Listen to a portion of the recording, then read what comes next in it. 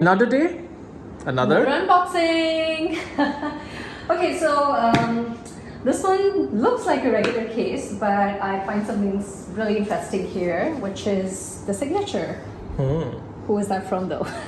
I think you need to unveil it. Then I can unveil who it is from. Otherwise, then that defeats the purpose of the unboxing. Alright. If I tell you who it is. Let's do it.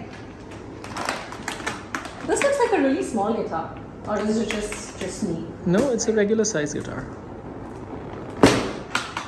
There was another latch there. Oops, sorry. Did I break it? No. We will edit that out. No. Clearly, I'm not good at unboxing, but I'm trying. I'm getting better with every unboxing. And okay, so this is more like a regular color that I have seen when it comes to guitars. It's definitely one of You the don't colors sound that impressed. No, I love you. I love you still.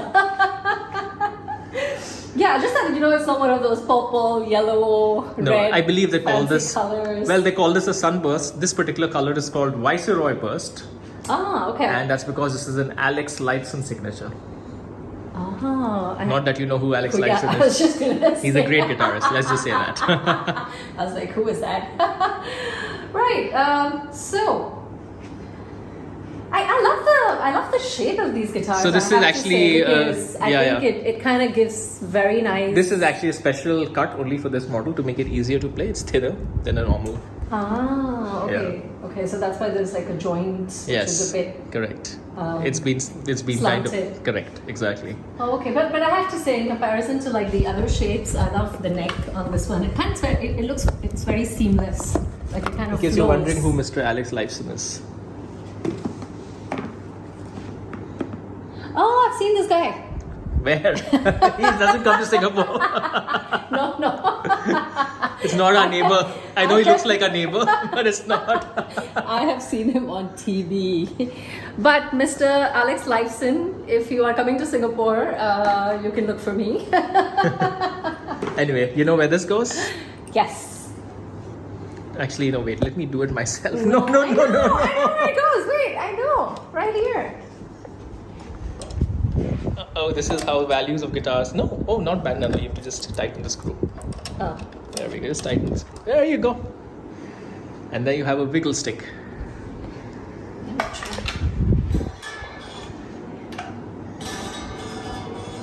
Okay. We'll get you guitar lessons next week. No, I don't need that. One guitarist in the house is enough. And the 2 barking dogs to accompany you. Alrighty, until next unboxing.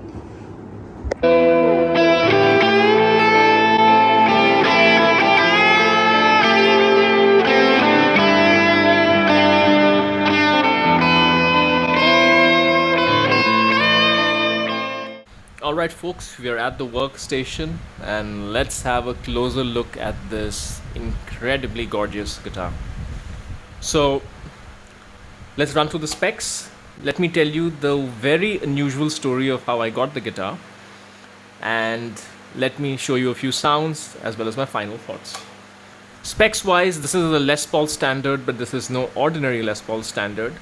There are the obvious differences such as the Floyd Rose bridge, but more than that, it's the body. You can always install a Floyd Rose on a Les Paul with some trouble, but what you can't do is make the body thinner, carve out the neck in a certain way. When I say neck, I mean the neck joint. So this is what's called Les Paul Axcess. Though this is the Alex Lifeson model, it's based on Les Paul Axcess, and the Floyd Rose and the thinner body are the trademarks of the Les Paul Axcess.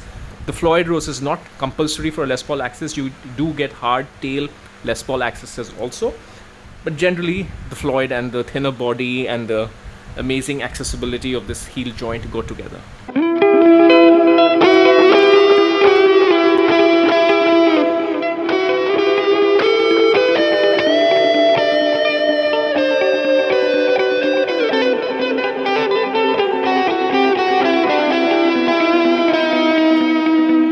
Otherwise, the specs are, in terms of wood choices, are similar to a regular Les Paul standard, which means beautiful flame maple top, mahogany body, mahogany neck, rosewood fretboard, 24.75 inch scale length, all the standard Les Paul stuff.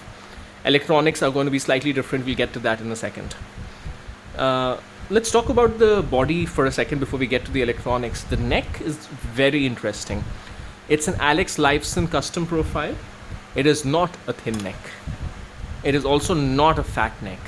The shredders may find it slightly fat, but they will still be okay with it. The traditionalists will find it slightly thin, but they'll still be okay with it. No one will not like this neck. So the neck of this guitar is a big plus. Electronics wise, on this particular guitar, the humbuckers are not standard. Usually they come with Gibson humbuckers. I'll give the numbers over here.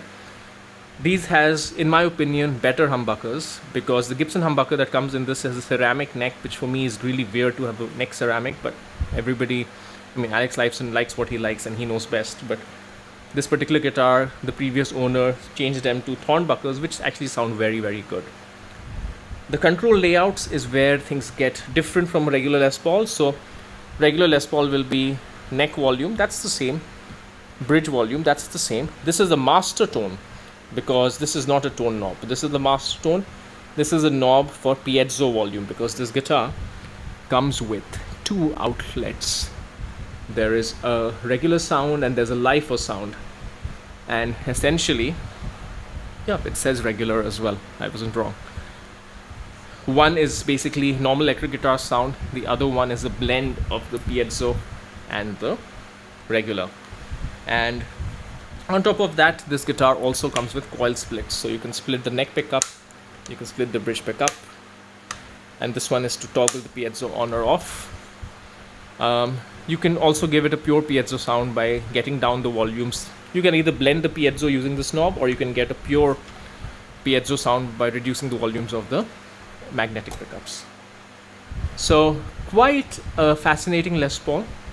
It's probably a Les Paul that thinks it's a Music Man in a way, because it has all of this functionality, but it is pretty impressive. And despite all of this shebang, it still feels like a great Les Paul to play. You know, maybe it's the smell of the nitro, maybe it's the neck feel, which is a Gibson kind of a neck feel. Maybe it's the way this rests on your body and how it looks. It just feels like a Les Paul, albeit a hot-rodded one.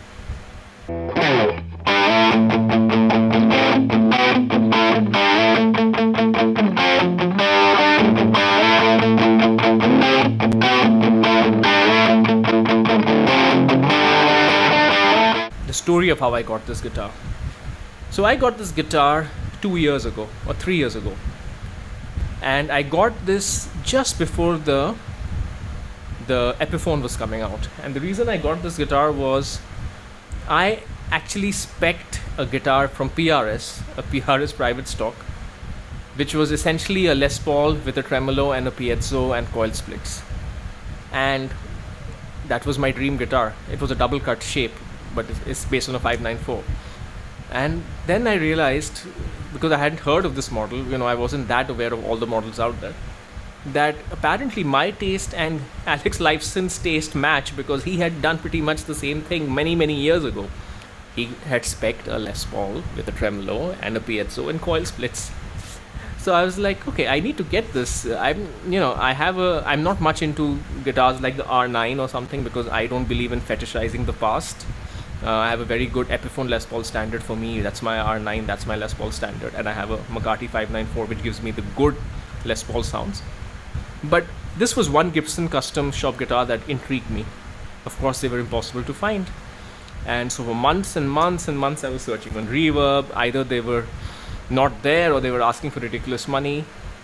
Then one day, when I was in the middle of a meeting of all things, and you know, in some meetings, you don't really have to talk, but there's a lot of stuff going on. So obviously, I was zoning out a little bit. So I was just checking Reverb, and then I found one. And guess what?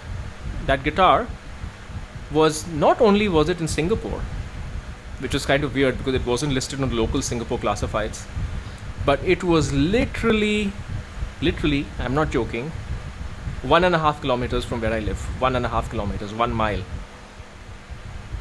And somebody had added it to the cart. So what do you think I did? So I made, luckily it was not an important meeting or anything, I was just there out of a formality. I made whatever excuse I could. I ran to my car, drove over as fast as I could, and went to the shop which had listed it. The guy was over there. It had not been sold yet, so I told him, please, I'm going to buy it right now. Please, just don't. And the price was all right. It was like, you won't believe it. It was like 3,000 US dollars or something, maybe 4,500 Sing. So the price was very, very all right. I said, I'm going to get it right now. Please take it off. Then he says, don't you want to check the guitar? I was like, yeah, I'm sure it's fine. I'm sure you're saying it's fine based on the description. He's like, yeah. And then he took it off. Then I checked the guitar. Everything was fine. The only thing that was a little bit off is the piezo circuit is not working perfectly. I have on my agenda to take the guitar to my luthier and actually swap out the pickups at some point in time to more traditional Les Paul pickups. But for now, I haven't gotten around to it. I like these pickups. So that was the only issue with the guitar, but that's a very small wiring thing which can be fixed in a second. So I was pretty happy. I asked the guy, why didn't you list it locally? He says, I get too many low ballers locally. And he's right, actually.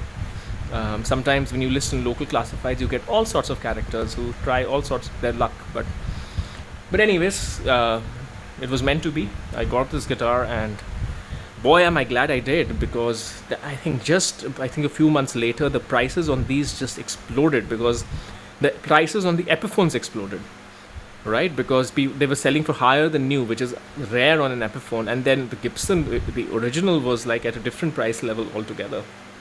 So yeah, I very glad I got this when I did.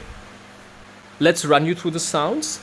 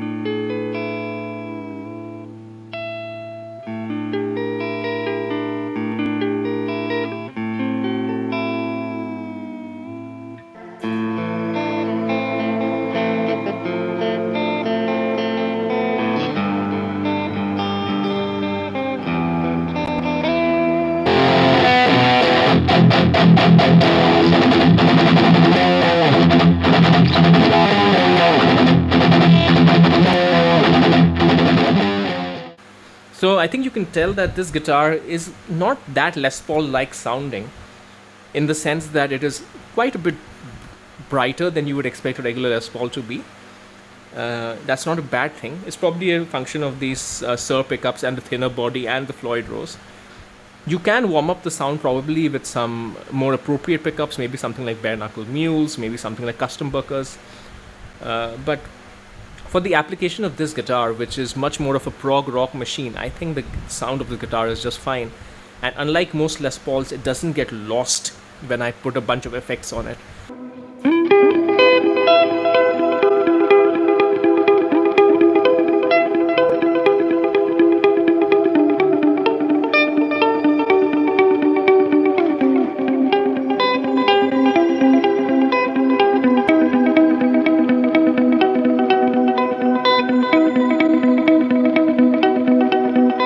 So what are my final thoughts on this guitar?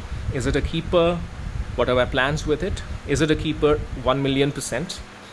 This top alone, which is very different from most tops that I have, because PRS tops look great from any angle. This top, some angles it's the craziest flame top, some angles it's craziest flame, some angles it's very plain, and that just rhymed.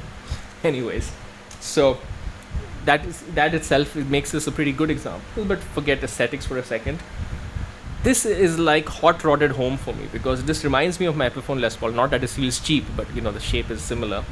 Yet this is a tricked out Gibson Les Paul, and it has all the enhancements that I need for the kind of music that I play, with the Floyd Rose and the better pickups, the fast neck, etc. So it's like I can have all the comforts of home, yet with all of the extra stuff that I would need when I go on a holiday. not a great metaphor, but you know what I mean, right? It gives me everything I want. Is this my main guitar? It really is not. And the reason for that, frankly, is I am lucky enough to have so many other guitars, and given that this guitar has some level of some level of significance, right? This is not just a normal guitar. This is an Alex Lifeson model. They were made for a short period of time. I'm a little loath to put too many miles on this. I'm more in the land of like babying this because this is an iconic guitar. So I play my other guitars a little bit more. I play my private stock a lot more. That's much more expensive, but that's made for me, and that essentially does the same thing. So yeah, but I will keep this guitar. Do I recommend you get it? I wouldn't recommend you get it at the outrageous prices that they're asking, like $15,000 or $10,000. But at the price of a new Murphy Labs, which is kind of where these are right now, it is a very, very good shout for me. Or if you are anyone whose musical tastes have gone beyond 1990, this guitar does all of those applications very well without losing that core Gibson Les Paul feel. A lot of people, they just love the Gibson Les Paul feel, even though something like a McCarty 594 does the sound, but it does have a PRS feel. This has a Gibson Les Paul feel. So if you need that Gibson Les Paul feel, yet you want something more progressive and you want a high quality instrument, this is highly, highly recommended. Anyways, I hope this was helpful. Till next time.